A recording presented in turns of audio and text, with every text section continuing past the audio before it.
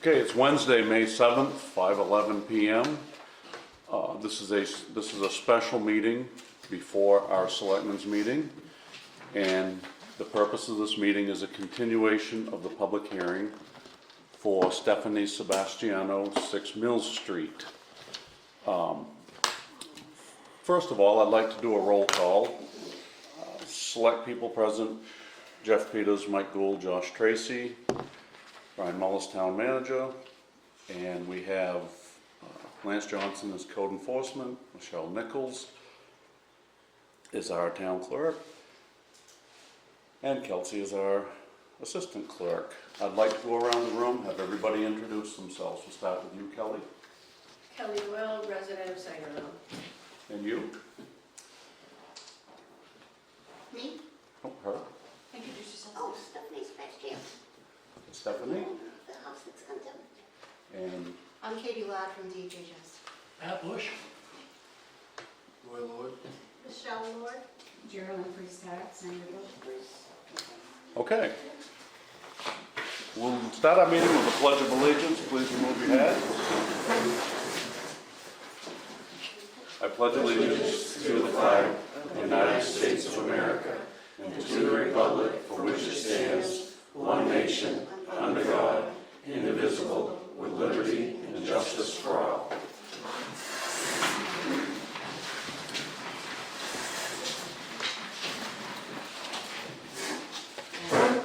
Okay, first we'd like to just discuss the reason for the hearing that we're having,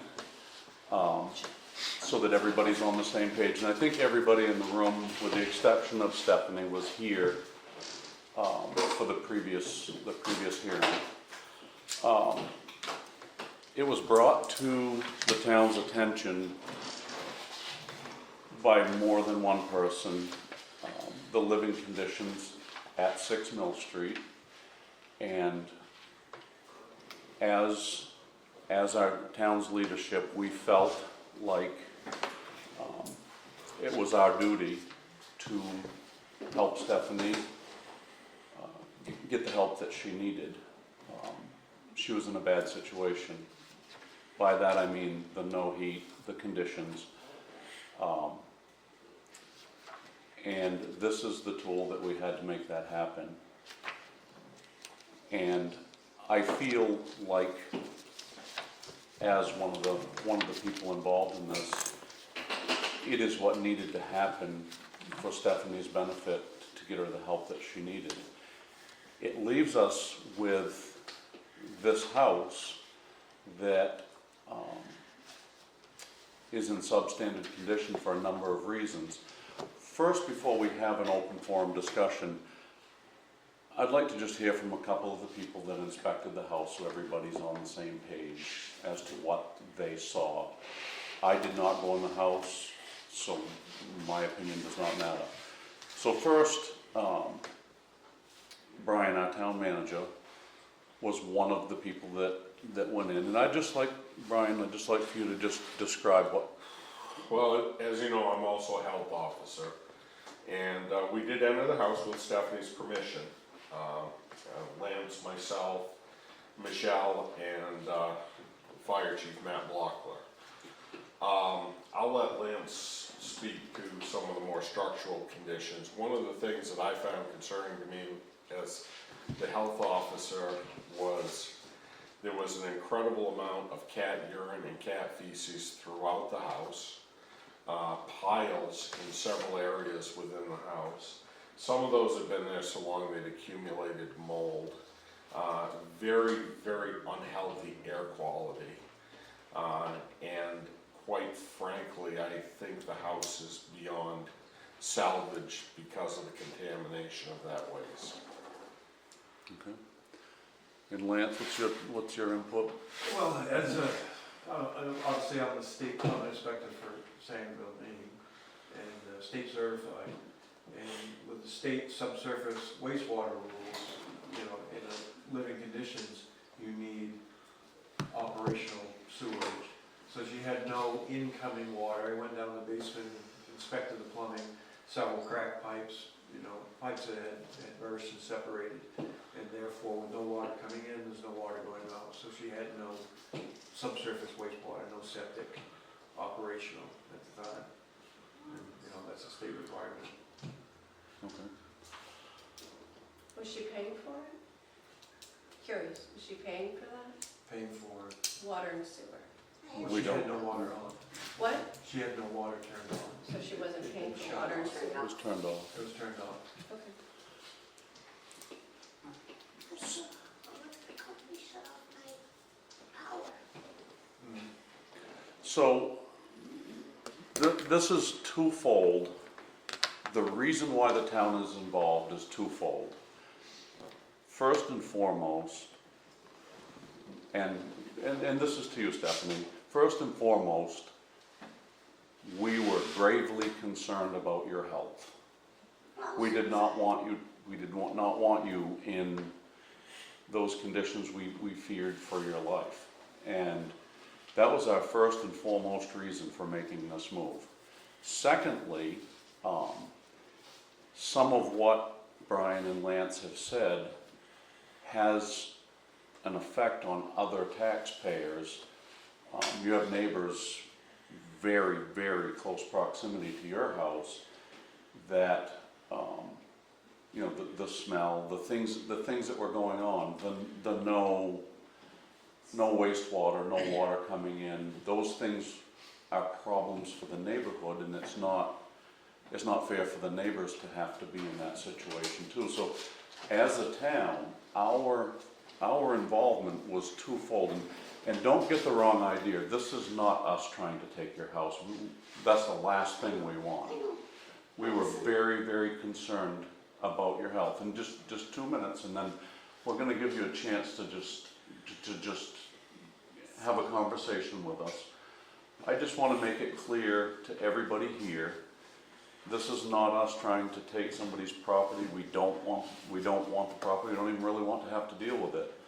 However, these are the tools we were given to protect your health, and as health officer, Brian felt that was a way to make this move, and it's in violation of the law as far as subsurface water, the sewer, all that. So it's our responsibility to enforce the law. This case right here is just that, us trying to bring you into compliance, but more than that, we're worried about your health, where you and how you were living. That was just temporary. Mm-hmm. It wasn't like long-term, live like that. Okay. And I cleaned up all the cat stuff, and I threw out my latex gloves. So there was a big pile in the kitchen, and I told the woman that works for DHS, that's not for my cat, that's pretty big, you know? So she didn't say anything. And the sewer, you could flush the toilet, but you gotta have water coming in to fill the tank up. To keep Correct. flushing it. And I turned the water off, because my son and my daughter came out. And one lives out of state, both of them live out of state. And my son flew in from North Carolina. And my daughter came in from Vermont, and they bought me space heaters. Mm-hmm. So I was using those to keep the house warm, so the pipes wouldn't freeze. And what happened? That it stayed warm, and then my son had to leave, my daughter had to go back to work. So I sort of left it, and I called the electric company to make a payment, and I was paying them $200 a month for 8 months to keep the electric on, because I was going to plug in back the space heaters, but I owed them money. So I was paying them $200 a month for like 8 months, and then I was going to make another payment of $200 for the month, and the manager at the electric company said, no, you're late. He screamed at me, and he shut the power off to the whole house. And when he did that, my pipe burst in the kitchen, my bathroom overflooded, pipes burst in there, and I got so upset. I slipped down the water and I hurt my back real bad.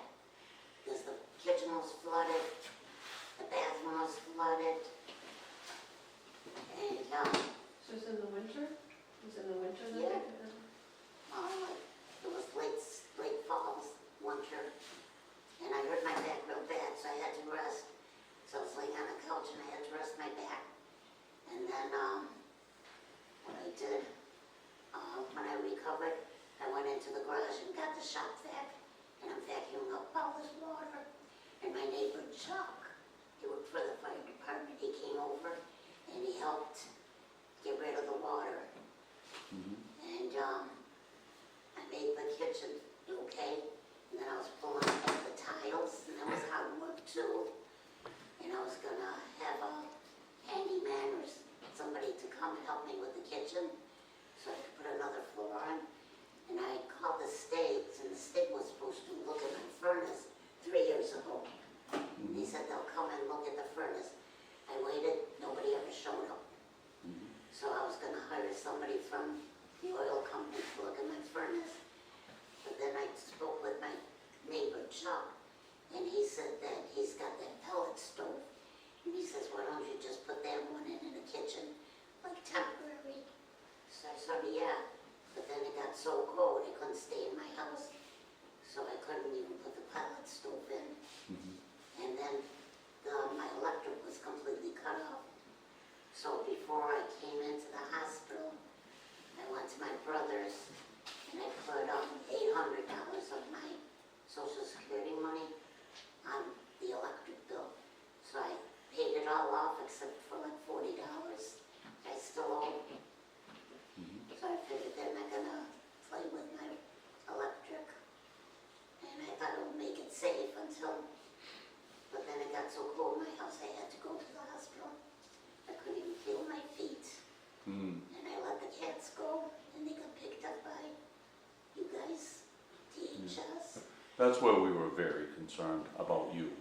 And then I went to the hospital by ambulance, and the state trooper picked me up, and he called an ambulance to take me to the hospital.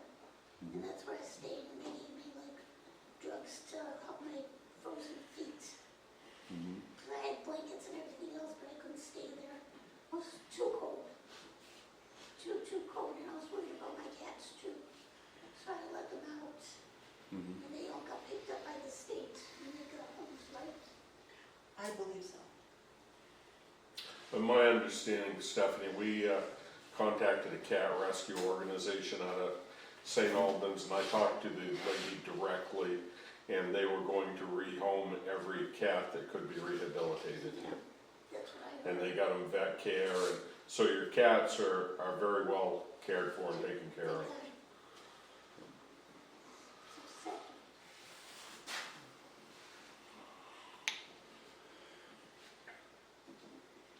And one thing I gotta say, this is important.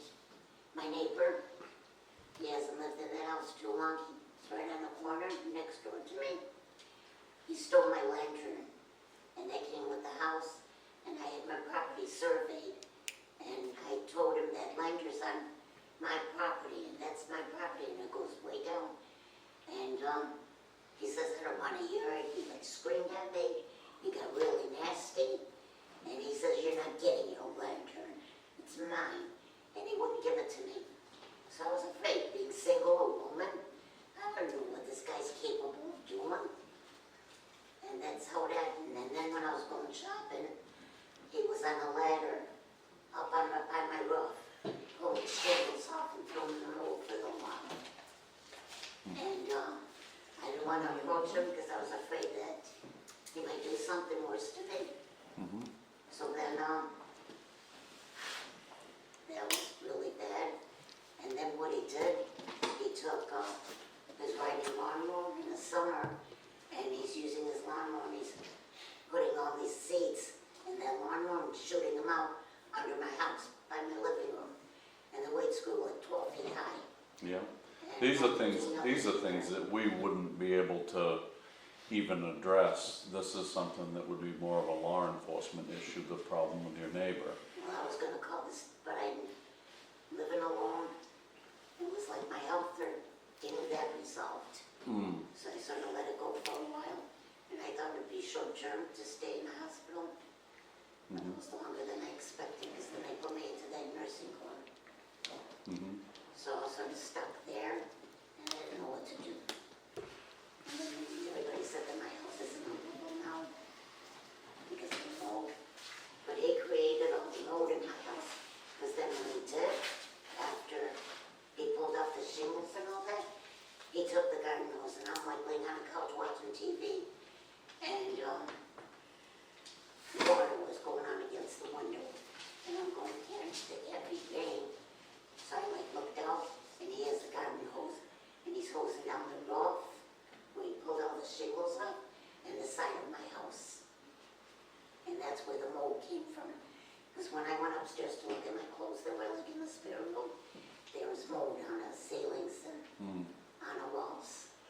that brings us to our concern.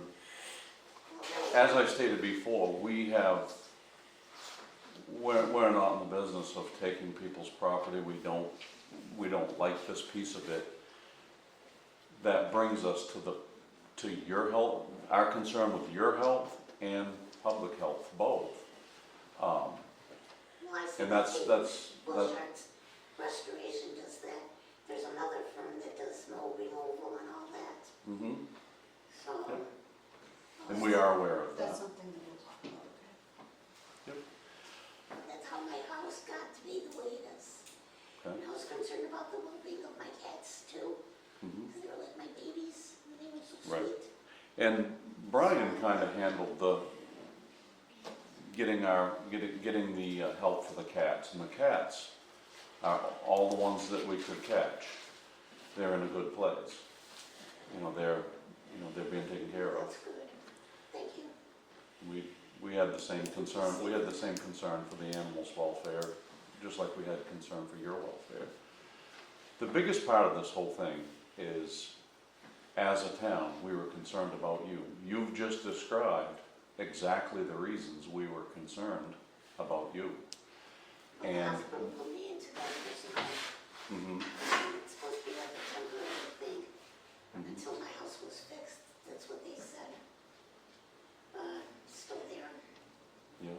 And I'm grateful that I'm there because I got food, I got a nice warm place to stay. We too are grateful that you're there because you're here talking to Well, I us. was concerned, and I was trying to call my son because he lives in Winterport, but he was in the army, and he's got like epilepsy now, Mhm. so he has seizures, and I was like worried about him, but I was thinking of instead of that nursing home and dishing out all this money, I could stay with him temporarily until my house gets fixed. Mhm. That's what my long-term goals were. Okay. And I want So- my house, I don't want it to be demolished. I want to save what I have. Mhm. There's ways of cleaning all that up. Mhm. And as for cat poop, there was only a little bit left in the kitchen. The rest I all cleaned up and I got rid of the latex gloves and everything else. So I don't know where all that came from. Maybe my neighbor planted it. Because he wants my house, the guy next door to me. He wants my house, he stole my pole lamp, he wouldn't give it back to me, it got really nasty. And his wife told me, because I started talking to her last summer, that he wants to build garages and apartments and all that. And I said, you don't have to land there. Yeah. And she would say no. And she said, you get would put apartments above the garages, it's extra money. So I said, well, you can't, you don't have the land here, for Mhm. the garages and all that. So that's, they're thinking like, if they condemn that house and they can pick it up for $1,000, it's money in their pocket, because he can build his garages and there's apartments above it. So should I? So, to make that clear how that would work, if that house was to be condemned, it wouldn't be his to do anything with. There'd be a process of rectifying the problem with the house, and whether that's repairing it or removing it, one of the two. Well, I don't But it have a would high be- mortgage, so I was thinking, if I could salvage my house and get rid of the mold and all that, Mhm. can you put something against my neighbor so we wouldn't try something like that again? Because I was afraid to approach him. I didn't know what kind of man he is. He's an older man. Looks like he's like in his 60s. I don't know if that's legal. I can do that. Serve him with papers. Have him arrested. That would be a question for law enforcement. That's not in our window of what we can do here. But he All- can't get away with that. Right, you'd need He's doing to, that to me. you'd need to He's doing talk that to with, other people too. you'd need to talk with the sheriff's office about that. That's outside of our window of what we can do. When that sheriff came and picked me up to take me to the hospital, I was gonna say something to him, but I thought it's not the right time, Yeah. you know? So, it's my understanding you do have a mortgage on this property. I have a little bit. It's about $355. Yeah. I think she's paying a month. That I have to pay it. It's about I thought it was less 30,000. than that. No, that's what's being taken out of your account for mortgage. So, Is it insured? go ahead and ask. Is the house insured? That I don't know. Do you know if you have insurance on it, was the question he had? You do have insurance on I it. had it. I don't know if they canceled because I'm, I can definitely find out.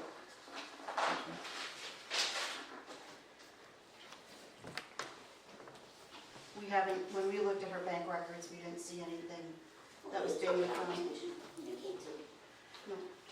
who was that other one that came? Well, I assume if it has a mortgage, it would have to be I insured. would Yeah, but think the so, mortgage yeah. that she has isn't like a bank mortgage, it's something totally different. So I'm not sure. It was hard to find what we found.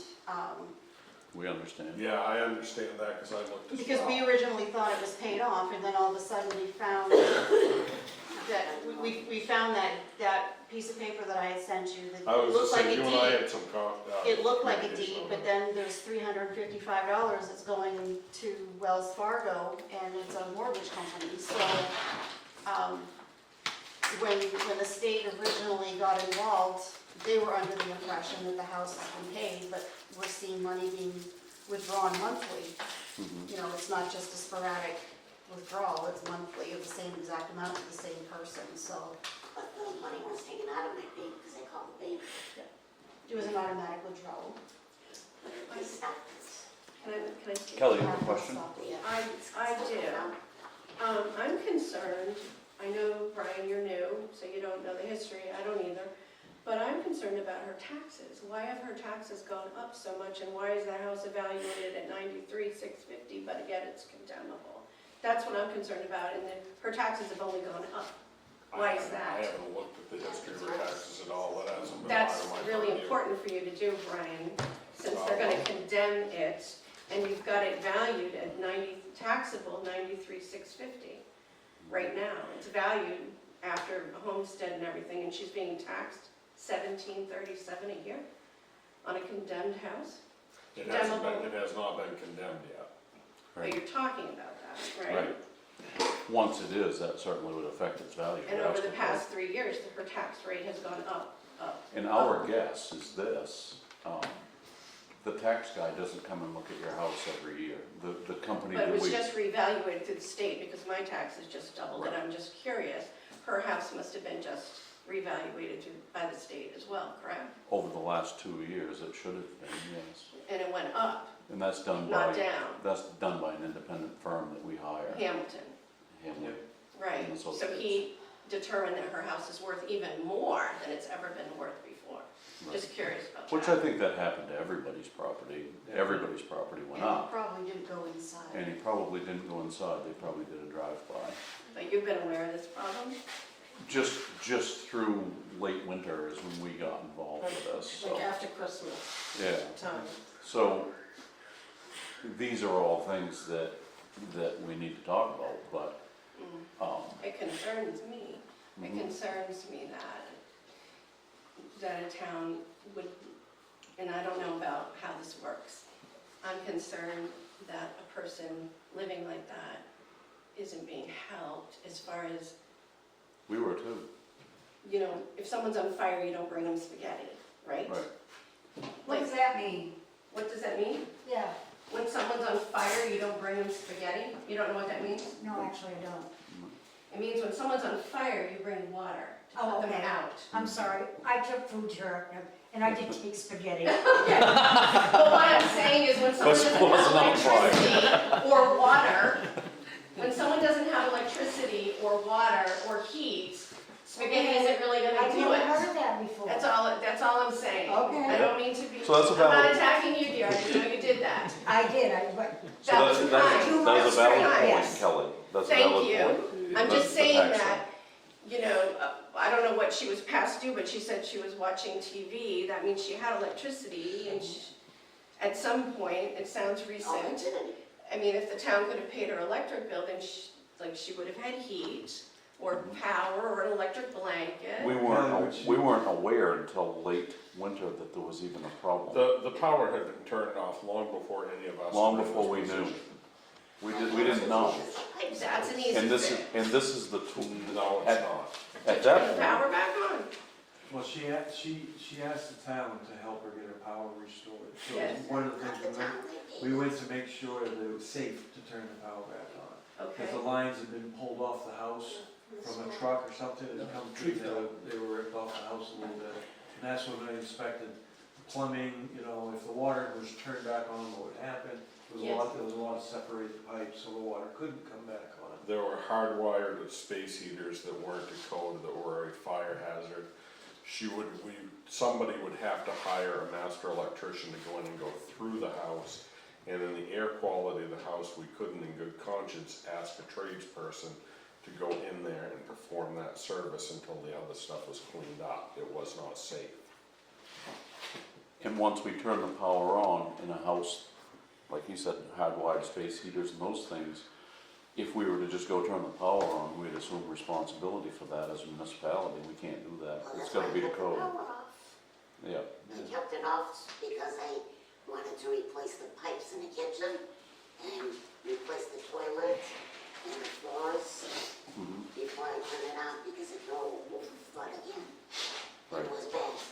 It was So really when you bad. found out about this, have you reevaluated? Has Hamilton gone in and gone, oh, we We're probably we're just, owed we're not money? that, we're not that far in yet. We haven't Okay, because it considered seems to grants, me that we she's probably considered owed health money. and safety We- only. We started first and foremost with Stephanie's health. Health, right, Second, we went to cats, animal welfare, animal health. yeah, Third, we went to what the neighbors are exposed to because of it. Those were the three major I reasons. agree, that's. The tools that we had to make this move were the tools that we used. And none of us love it. Unfortunately, that's what we had for tools to use. And because Brian made the call as public health officer that he made, Stephanie's sitting here having a conversation with us, relatively healthy. And that's the important thing. The important thing's behind us. Now what we need to figure out is what to do with what's left. Stephanie is safe and healthy. The cats are safe and healthy. And The now house we need, will be nice and now we need to figure out what to do with the rest of it. So we've taken those steps first, and that's where we're at right now. Taxes, that is a valid point. We're not there yet. And where to go with this property is what this is about. Getting input from everybody that has anything to do with it, and Stephanie's neighbors are all here. And if we've heard from Stephanie, do you have anything that you want your representative to bring to us? Or do you have anything you'd like to bring to us on Stephanie's behalf? Honestly, everything that the state knows, you all know, so, I wanted her to come and felt this was extremely important. Unfortunately, no, she does not have an attorney to represent her for this particular situation. But literally, I mean, everything that you all know is what we know. So we're learning from each other. And we're all learning this at the same time, because this is first time dipping our toes in this pool. Okay, so we've heard from Stephanie. I think next we ought to just hear what Stephanie's neighbors have to say. These are the people that are most affected by this. Well, I always speak. I gotta say, it's amazing to see Stephanie. And it's just, I'm so happy that you're as beautiful as ever, Stephanie. And I'm just so happy to see you doing so well. And I have to thank all these gentlemen for that. And I think for Stephanie, it might have been a little bit intimidating because it was just her, and then there's all of us. But everything that was done for you, Stephanie, was done out of our small town love. Because respect anybody who helps animals, but I think the whole thing got too big too quick. And even a young person, that would be hard for somebody like that as well with a limited income. I couldn't have pulled it off. But you have a wonderful, beautiful heart. And I just think it's wonderful that you're doing so well. And we can all go to bed at night knowing that you're happy, healthy, and safe. And your living situation is a little bit temporary right now, but you're going to land where you're meant to be. And it will be a fresh start. And we'll always still be your friends and neighbors, and we'll always care about you forever. Because it was very emotional for us to be in our homes and knowing that you were so cold, but we were powerless. So because of this town, and being a small town that cares, if we were in Portland or Saco, they'd be like, oh, that's fine, but being our community where everybody knows everybody and we all help everybody, nobody judged you, Stephanie, at all. Nobody judged you. So your situation got just too big, too quick, and we're all animal lovers and we all love you. Well, So thank you for letting us help you. Thank you. Thank you. And thank you to these gentlemen. Anybody else like to speak? You know, the hard part for us was when every morning you wondered if she was gonna be alive. Mhm. You see her in the doorway, she could hardly hold herself up. Mhm. Something had to be done. That's correct. When we would go out in the morning, Stephanie, we'd all see who could see you. And then we'd all touch base because we really care about you. Nobody wanted any harm for you at all. We were very protective of you. But we couldn't do it anymore, so we had to get help. I understand. Stephanie, when I'd come over and knock on the door and you didn't answer, I'd go around to the side and knock on the window. And it took a while, but you would hear me. You would be laying on the couch and all the cats would be laying on you to keep you warm. I know. And you finally come to the door and I'd bring you food. I know. Thank you. And like Michelle said, we all worried. We kept touching base, like, is she still gonna be alive? And it was so hard. And I know how it is to have your animals taken away from you. But I'll tell you right now, you've got good homes, and you'll be where you're at, like Michelle said. And things will work out. And we do love you. And I did feel bad because I've been trying to call you when it was restricted and I couldn't get a hold of you. I came to the hospital to see you a couple times. That's right. But I asked them and they said they couldn't tell me where you were. But I said I'd figure it out somehow. But we love you. Thank you. The hardest part that I think all of us had was we knew that this was gonna be the second full winter that she went without power or water.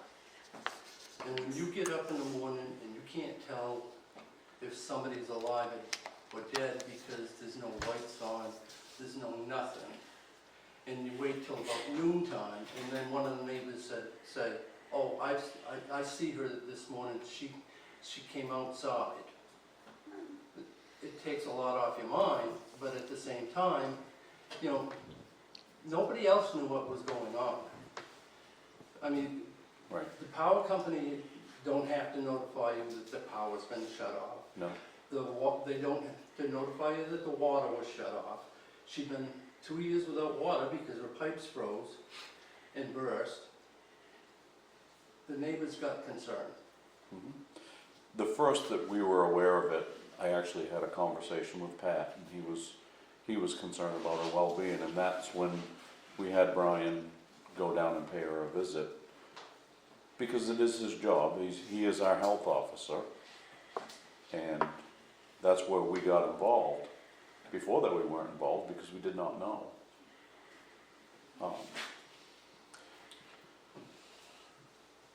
Is there anybody else that had any commentary? Pat, you haven't spoken? Well, they pretty much said it all. Yeah. You know, it was her welfare and the welfare of the animals, and we kept in touch on a day-to-day basis. If anybody saw her, we'd let the others know. But our biggest concern was the cold winter, Mm-hmm. And it was very and cold. whether she was gonna be alive the next morning or not. Right. Stephanie, you do understand what we're saying, right? Just have to- You understand the concerns from your neighbors. They're not, this whole process has not happened to you, it's happened for you. This process, you can hear the concern from your neighbors and the people in your town. And this was done to bring you to a better place and to bring the animals to a better place. This was not done to be mean to you this was done to help you and to save you. Do you understand that? Well, that's why I didn't try to get back to my house. I know the condition it was in. And I put $800 on my electric bill because my electric bill started way up. Plus I was paying $200 a month for like 7 months to keep it down. But with the space heaters going, they kept on raising it up and up and up in the price. So, I'm certain that it did. Not alone in that. I want to thank all of you guys for being so approachable at any time. And this is like, you guys are a core group, and it's really commendable because I've welcomed Brian into my own home, and it's a very comfortable group, all of you people, so whatever you guys are doing, you're approachable by the people that you serve. Thank you. And that has come a long way. And I think this is what you guys were aiming for, Yes. and you've done it. So, thank you. Thank you. That goes the other way too. You guys as a group, your commitment to your neighbors. I'd And like Stephanie to know, and I'd like you people to know, that, and I think I can speak for everybody here, this was not an easy thing for her neighbors to do, out of respect for her privacy. right. But when it got to the point where we realized as a neighborhood that she wasn't any longer safe there, we knew that somebody had to say something. Right. And it's not an easy thing to do, to go to somebody in authority and say, listen, we need you to go to such and such a place and check the situation out, see what's going on here. Right. And nobody had ill intention and nobody was being mean to Stephanie doing that. Every single person involved in this process is truly concerned about her well-being and the well-being of her animals. thank you. So I'm gonna add something from DHHS as well, is that, obviously there was a huge concern, because I wouldn't be here if the judge didn't feel that there was a concern. So I wouldn't be here had you all not cared enough to do what you did. Stephanie wouldn't be in her position right now had DHHS not gotten involved. Again, domino effect because you all cared so much. Guardianship has been extended, so we are still trying to keep her safe and keeping her looked after. We have, Yeah, but that place I'm staying is too expensive. we'll work on that later. I gotta save some money and But yeah, we would not have been involved had the community not cared as much as they did. What I liked is that nobody judged her. Nobody judged her. Everybody was brainstorming to help. And Stephanie, you are a high-quality, valuable person in this town. You are so interesting and just a wealth of information and just so enjoyable to talk with. And we really wanted to help you because we really care. You are so worthy of it. You deserve this chance, so take it. You deserve all the good things. Thanks. You're welcome. So from here, DHHS is gonna continue guardianship, is that my interpretation, what you said? We are going to continue guardianship. The judge has given us until August 19th, I believe, is when her next court hearings is.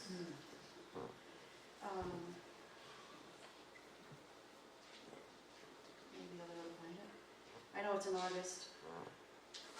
No, paperwork's up in the car. It's been extended, and I do know that the next court appointment is in August. So from there, it'll be up to the judge as to what they're going to do with, I've got her paperwork out in the car, I'm sorry. As to what we're gonna decide. The judge will let us know. She's gonna have an attorney that the state's been given, she's been given a state attorney for that. And we'll be able to show what we've been able to do to help her out and hopefully continue that.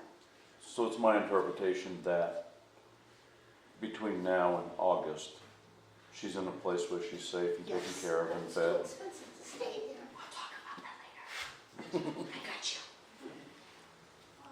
I got you. Yes.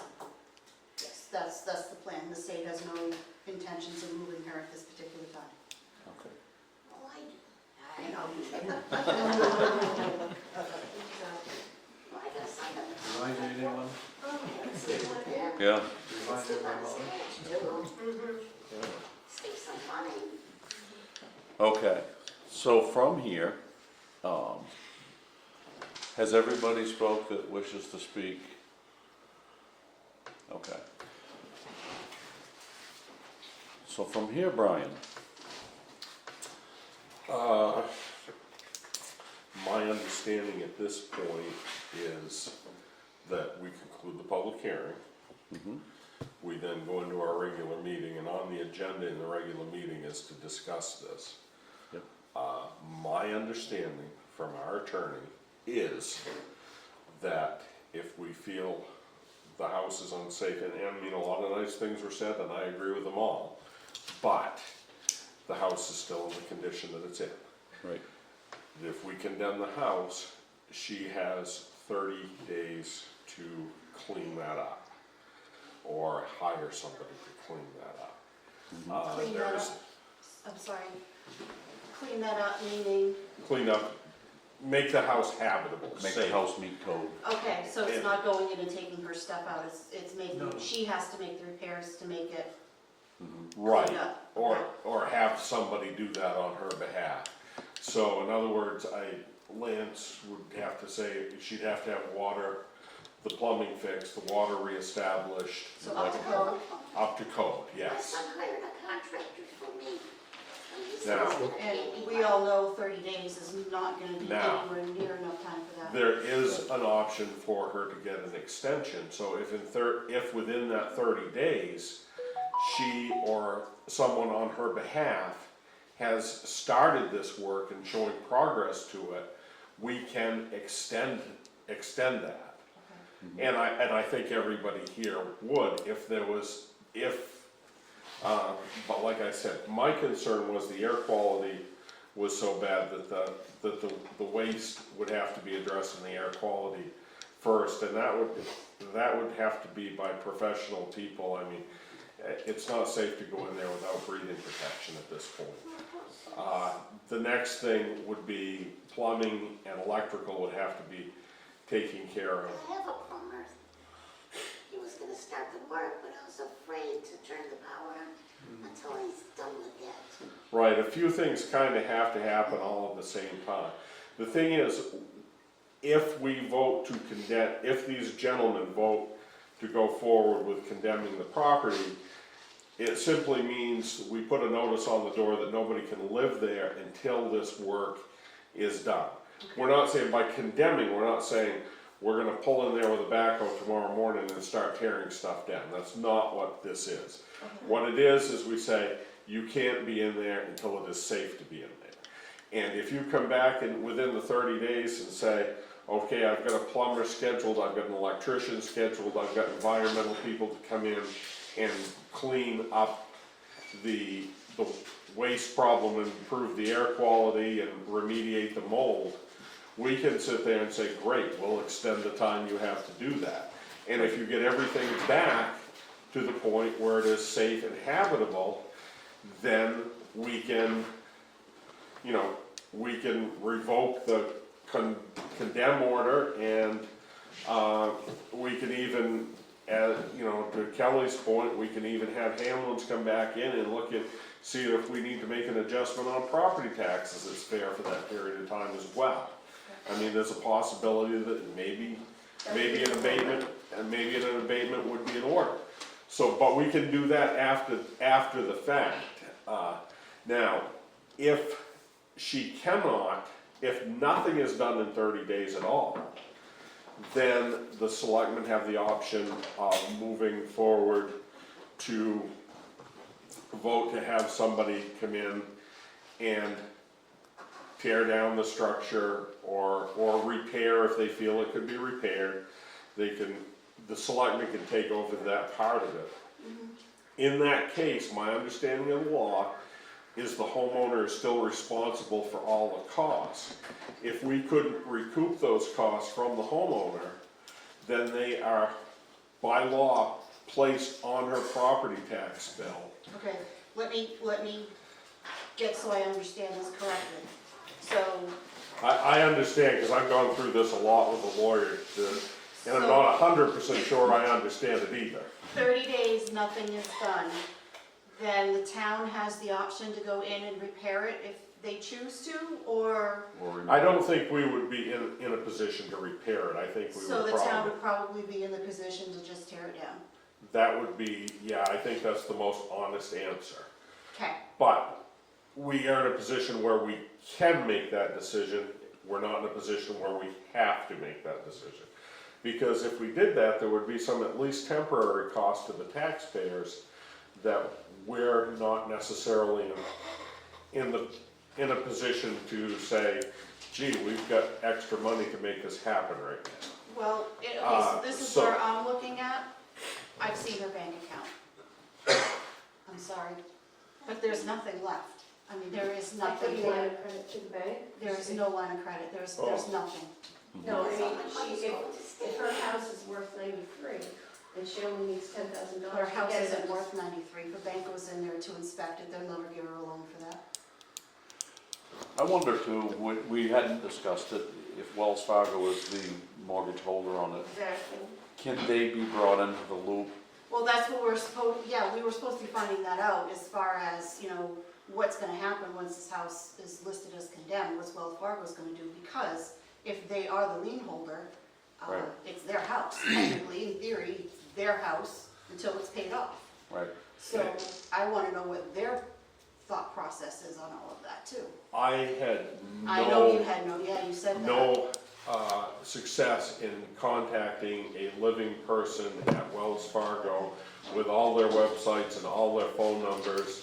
And I conveyed that to our attorney, and she was gonna see what she could do about getting in touch. And she's gonna have a lot more access to it than I will, so. I would think so. Yeah, so I'm not gonna even touch that one, I'm gonna wait for your attorney to be able to get a hold of So- that one. But that's the thing, is we need to know what's gonna happen with that mortgage. So by condemning this, we're not absolutely obligated to do something at the end of 30 days. Okay, By condemning it, basically what we say is, we can't have anybody living in there until it is up to code and safe. okay.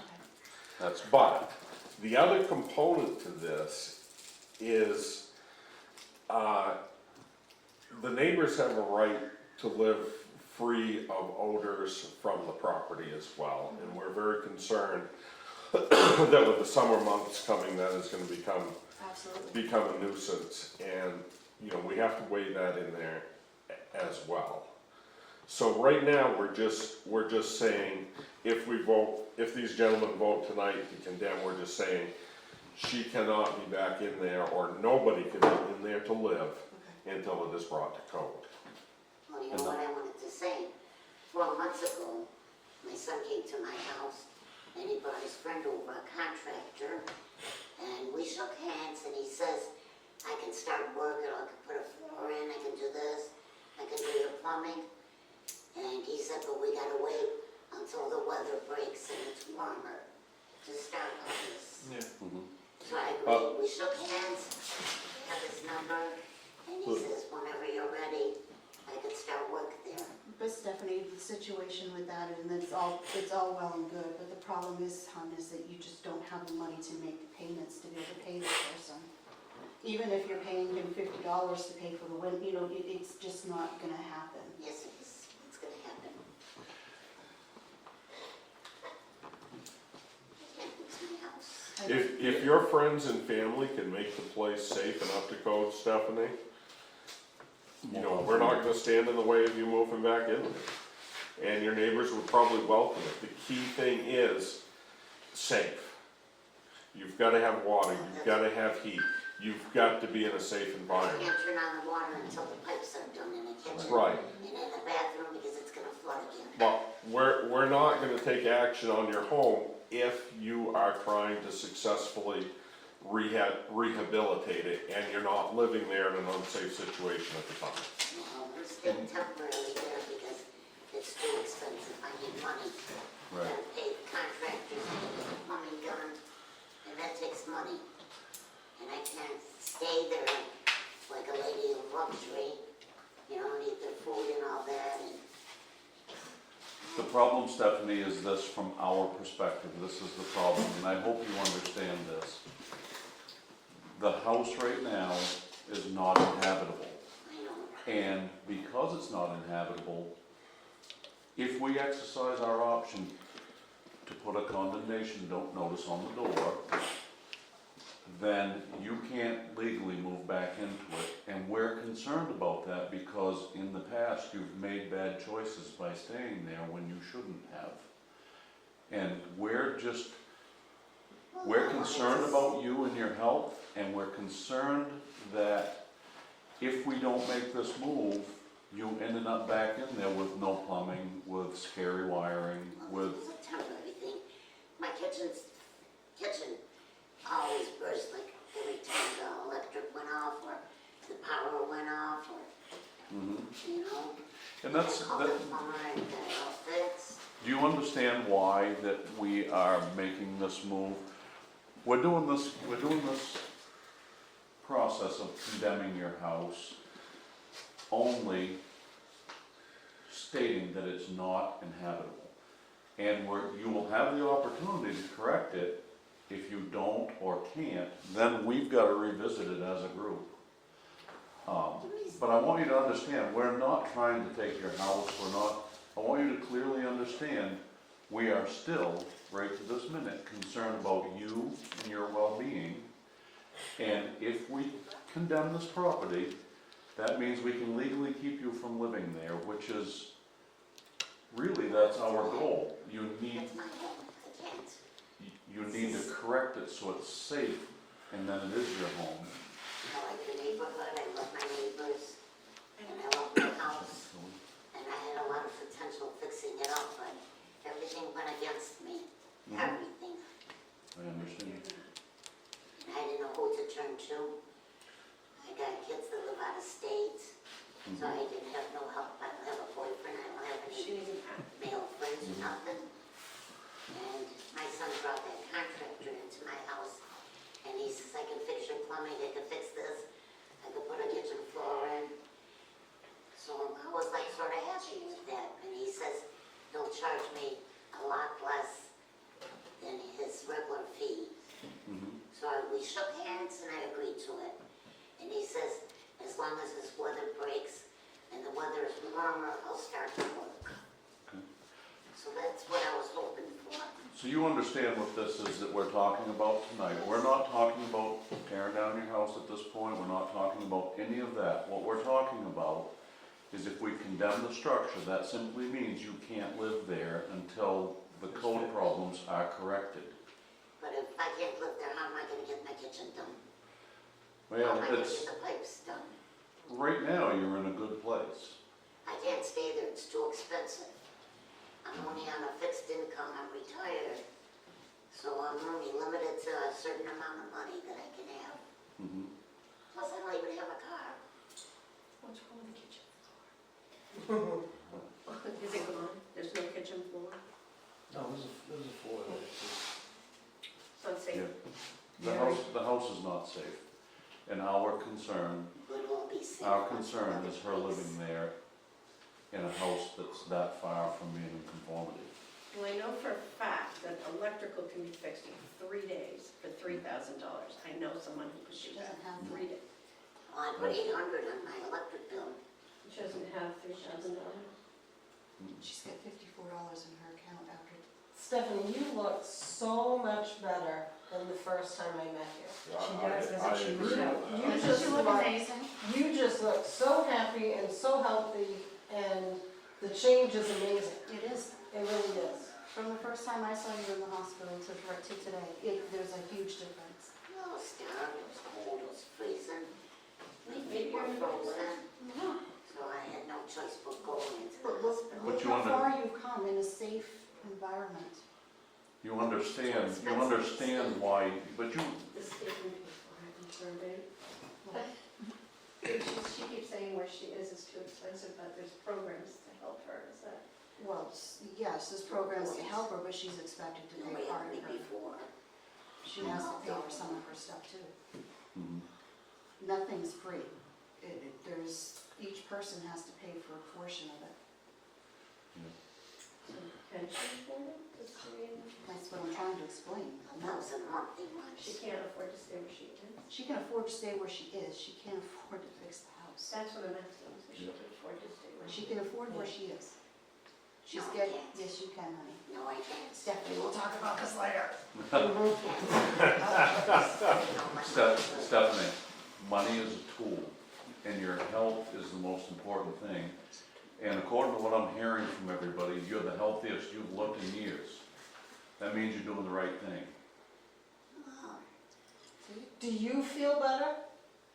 not really. You don't feel better? You told me in the car you did. You told me that you liked where you were at because you were getting your meals and you were nice and warm.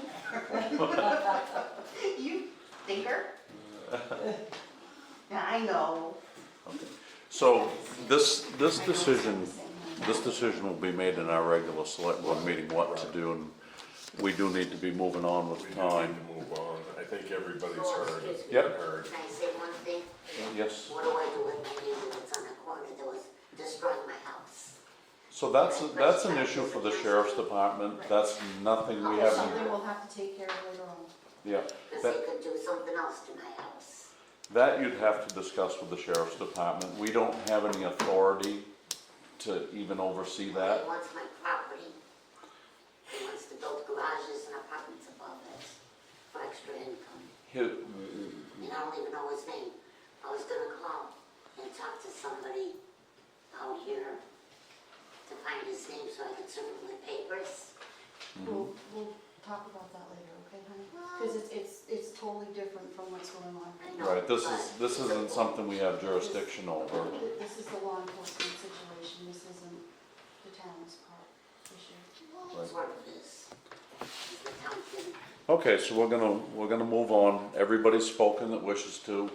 So how this hearing is gonna work, this was just a public hearing so that everybody could have their voice, especially Stephanie. And Stephanie could hear why the town did the things they did. And you understand, right, Stephanie? You understand why these things were done. You understand why your neighbors are here. Well, So I'm from- waiting until spring would come and warmer weather and I could open up the windows and start working on my house and make it livable. That's She what doesn't my need intentions were. So from here, what's gonna happen is we're gonna conclude this hearing in a few minutes here. And as a group of selectmen and basically your town's officers, we're gonna make a decision whether to condemn or not condemn the house. And I want you to understand that by condemning the house, that does not mean we're coming to take it, that does not mean we're tearing it down at this point. That means you're gonna have 30 days. That's a To- short time. That is a very short time. And again, like Brian said, there's a process of appeals and what this does by condemning the house, it is again, us playing the only card we have. We don't feel you are safe in that house. And we can prove that by looking at you, Stephanie. Where you were 6 months ago and where you are right now is worlds apart. And for us, it's our responsibility to make that decision that your house does not meet code. And this is the only tool we have to keep you living where you are in a safe environment. I So, can't stay there, it's too expensive. I gotta pay the contractor if I start working on my house. I gotta get my house in shape. right, but you gotta understand this too. Again, money is a tool and your safety is more important than anything else. And you're in a place right now where you're safe. I can eat peanut butter and jelly sandwiches, for heaven's sakes. Okay, so we're gonna move on. At this point, I'd like to make a motion that we conclude the hearing Second. and a vote. Okay, so the hearing is concluded. The time is 6:14.